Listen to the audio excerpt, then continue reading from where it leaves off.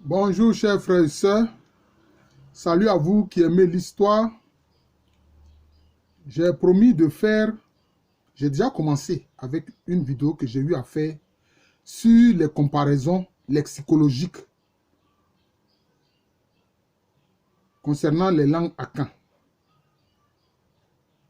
Et je veux poursuivre cela parce que les comparaisons des mots sont aussi importants. C'est important. Tout ça contribue à montrer, je peux dire, la parenté génétique des langues akan. Et ici et maintenant, je voudrais faire une comparaison lexicologique entre la langue abé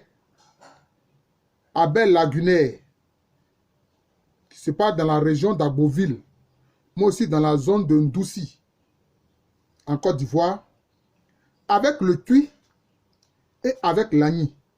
Vous voyez. Comparaison lexicologique entre l'abé lagunaire de Côte d'Ivoire, le tui et l'agni. Je vais prendre un peu plus de 10 mots.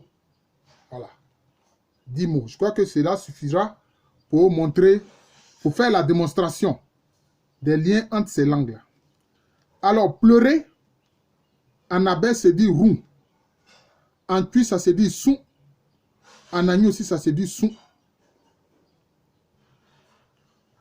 Bon, je ne sais pas si vraiment ma prononciation en abé sera très bonne. Parce que malheureusement, je ne parle pas l'abé. L'abé lagunaire, je ne parle pas cette langue-là. Par contre, je parle le tui et l'agni. Voilà. Donc, que ceux qui sont abé me pardonnent. De toutes les façons, même au niveau de l'abé, il y a quelques variétés dialectales, notamment entre l'abé de la zone d'Agboville et puis l'abé de la zone de l'Agnabi Tiassa, notamment ceux de la zone de Ndoussi. Voilà. Et puis, Mouri, l'abé dit ro, le tui dit wou, l'agni dit wou. Compter, voilà, compter comme 1, 2, 3, 4.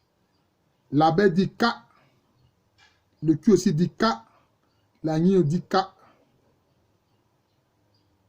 Venir, venir. L'abé dit wa. Le tui dit bra. L'agni dit bla. Mais même ici, concernant le verbe venir, c'est dans l'agni sanvi, on dit bla. Mais sinon, dans l'agni bona, ça se dit bra. De la même façon comme en langue tui. Le verbe voir. Là, les trois sont totalement identiques. C'est mou en abé, mou en tui, mou en agni. Le père. Le père. L'abé dit ji. Le tui dit se. L'agni dit sie. Vous voyez? Mais c'est quand même identique. La fin. L'abé dit ayo. Le tui dit comme. L'agni dit ehwe. Ce qui est nouveau, hein, c'est que quand on veut dire qu'une chose est nouvelle, nouveau, l'abé dit puo. Excusez-moi, hein.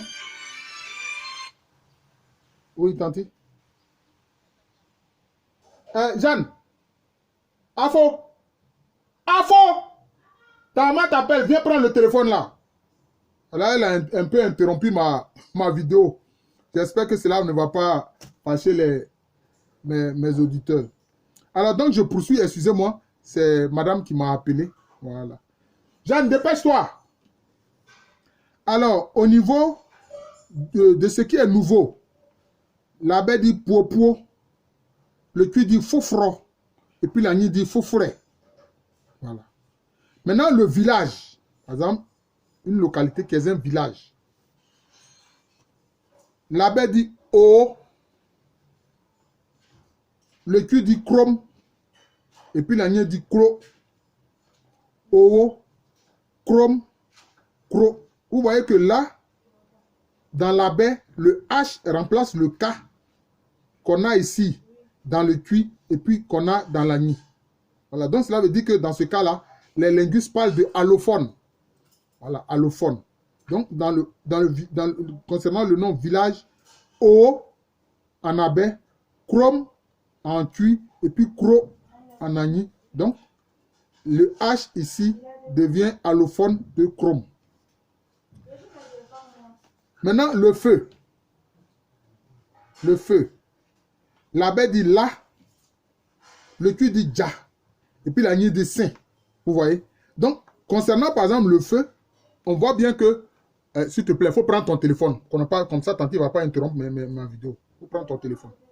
Même à t'appeler directement. Excusez-moi, hein. C'est ça aussi, ça. Il faut gérer les problèmes de famille. Alors, donc, le feu se dit la en abai, ja en tui, et puis sain en agni. Donc, concernant ce mot-là, on voit que le terme abai est plus proche du terme tui. Mais par exemple, quand l'agni dit adjanzie, c'est-à-dire la cuisine, on voit la racine ja, notamment au niveau du préfixe qui indique le feu en langue tui. C'est pour ça que je vous dis que vraiment la langue tui, c'était la langue par excellence des Akans. Voilà. Maintenant, quand on veut dire que c'est beaucoup, voilà, c'est beaucoup. L'abai dit do, le tui dit dorson, l'agni dit don. Donc vous voyez l'évolution d'un mot à travers les variantes des langues. Do, beaucoup, hein, en abai, do. Le tui dit dorson, l'agni dit don. Vous voyez, c'est cela. Et puis maintenant, dire, c'est-à-dire dire un mot, comme parler, dire. L'abai dit he. Est-ce que vous savez aussi qu'en langue éwotine, on dit he. Mais au niveau du tui, le tui dit se, mais en fanti, on dit he.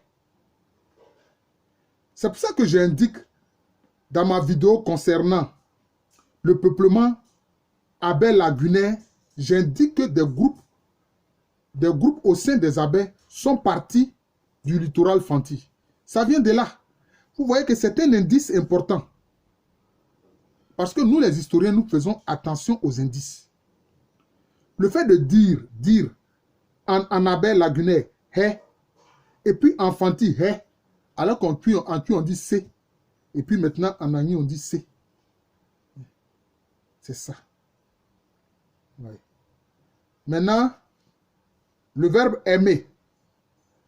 En abai, on dit kolo. En agni, on dit kulo.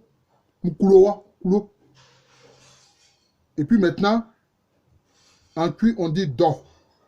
Hein? Do. Par exemple, quand les culs veulent dire aimons-nous les uns les autres, il y a de do et on. Il y a de do. Voilà. Il y a de do et on. Do, aimer. Maintenant, on voit ici que concernant le verbe aimer, l'abai est plus proche de l'agni. Kolo en abai, kulo en agni, et puis do en tui. Par exemple, mais en agni, si on veut dire que tu me manques, mon loi dort. Voilà, mon loi dort. On retrouve le mot do qu'on retrouve en tui pour dire aimer. Voilà. Et puis maintenant, le dernier mot que nous allons présenter, ouais, c'est un peu plus de 10 mots. Hein. Ça fait beaucoup quand même. Vérité. Vérité. Vérité.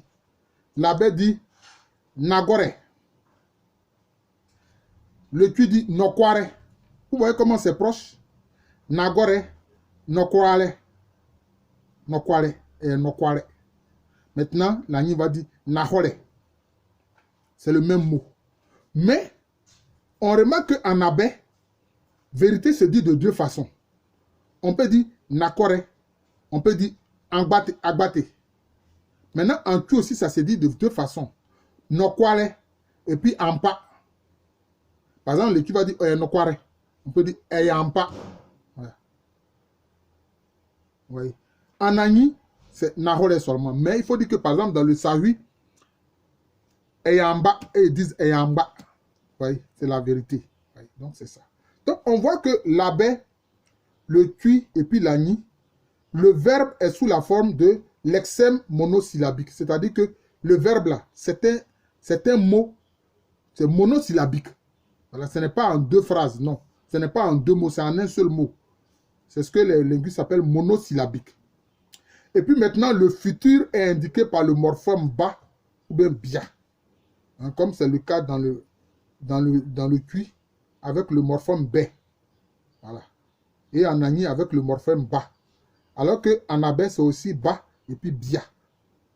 Et puis, l'impératif est le verbe simple, hein, qui n'est pas précédé du sujet. L'impératif, c'est le verbe simple. Voilà. Quand on veut te donner un ordre, c'est le verbe simple. Et là, on voit ici que vraiment, nos populations parlent des langues vraiment simples et claires. Voilà. On veut te donner un ordre, un impératif, c'est le verbe simplement. Ce n'est pas suivi d'autre chose. Voilà. C'est comme ça. Alors, donc, vous voyez ici que je viens de faire la comparaison lexicologique entre la baie lagunaire, c'est-à-dire les abeilles lagunaires de Côte d'Ivoire qu'on trouve dans la région d'Agboville et qu'on trouve dans la zone de Ndouci, le Twi et puis l'Agni. Voilà.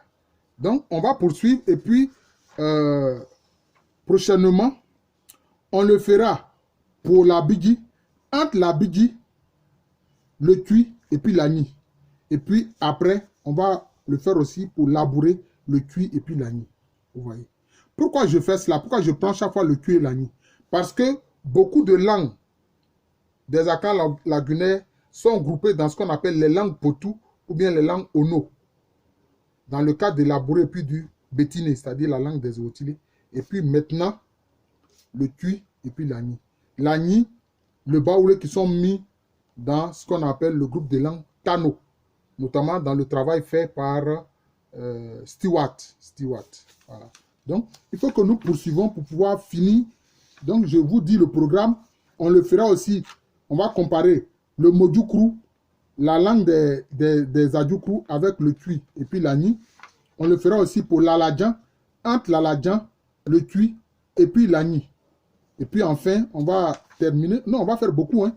On va poursuivre avec l'Avikam, le Twi, l'Agni. Et puis maintenant, l'Abé, le Twi, l'Agni. Pardon, l'Aché, puisque aujourd'hui on vient de faire l'Abé.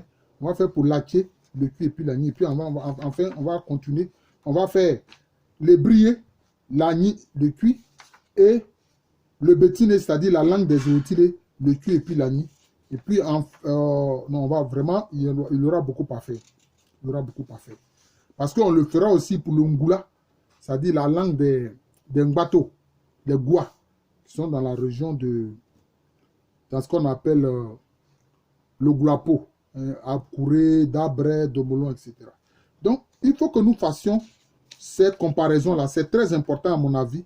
C'est très important pour montrer justement les liens entre les langues Akan, au niveau même, ne serait-ce que lexicologique, c'est-à-dire au niveau des mots. Voilà. Je vous remercie. Je suis navré vraiment que bon, la vidéo ait été interrompue par quelques petits problèmes à régler en famille, mais je pense que ce n'est pas bien grave. L'essentiel, c'est l'information que j'ai voulu donner en montrant justement les liens entre ici l'Abé lagunaire, la langue Abé lagunaire, et puis la langue Twi et l'Agni. Voilà, la langue Twi et l'Agni. Et ça, c'est moi qui l'ai fait. Voilà, ça, ce n'est pas le travail fait par des linguistes, mais c'est moi qui l'ai fait à partir des données que j'ai recueillies concernant l'Agni, concernant le Twi, et puis concernant l'Abé, notamment les langues Akans lagunaires, concernant justement l'ouvrage qu'on appelle l'Atlas des langues Kwa. L'Atlas des langues Kwa, qui a été réalisé déjà il y a plusieurs années. Ça a été réalisé il y a plusieurs années. Dans les années 90, je crois. Et ça a été fait par l'Institut de linguistique appliquée, qui est un institut de recherche concernant les sciences du langage qui est logé au sein de l'université Félix Houphouët-Boigny d'Abidjan. À l'époque, l'université d'Abidjan. Et justement, ce travail qui a été fait par les linguistes de Côte d'Ivoire est important parce qu'il y a des manuels dans les langues. Il y a le manuel en Agni, en Baoulé, en Malinké, en Sénoufo, en Bété, etc., etc. Donc, si vraiment le politique se décide à vouloir que nos langues nationales soient enseignées à nos enfants, soient apprises à nos enfants, eh bien, je peux dire que les manuels sont déjà là. Les manuels sont déjà là. C'est simplement une question de volonté politique. C'est tout. Les manuels sont déjà là. Et moi, j'ai fait une proposition. J'ai dit, les enfants qui sont en pays Sénoufo, ils apprendront le Sénoufo. Ceux qui sont sur les terres où il y a les Malinqués, ils apprendront Sénoufo. Pardon, Malinqués. Ceux qui sont en pays dans Yakuba, ils apprendront Yakuba. Ceux qui sont en pays Bété apprendront Bété. Ceux qui sont en pays Dida apprendront Dida.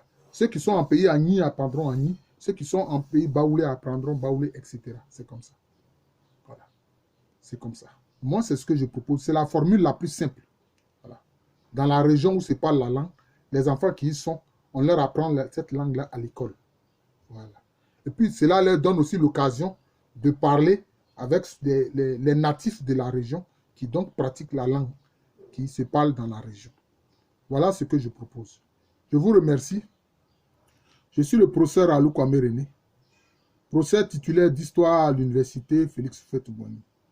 Une université qui est à Abidjan, dans le quartier de Cocody. C'est en Côte d'Ivoire, en Afrique de l'Ouest. Merci et bonne journée à tous.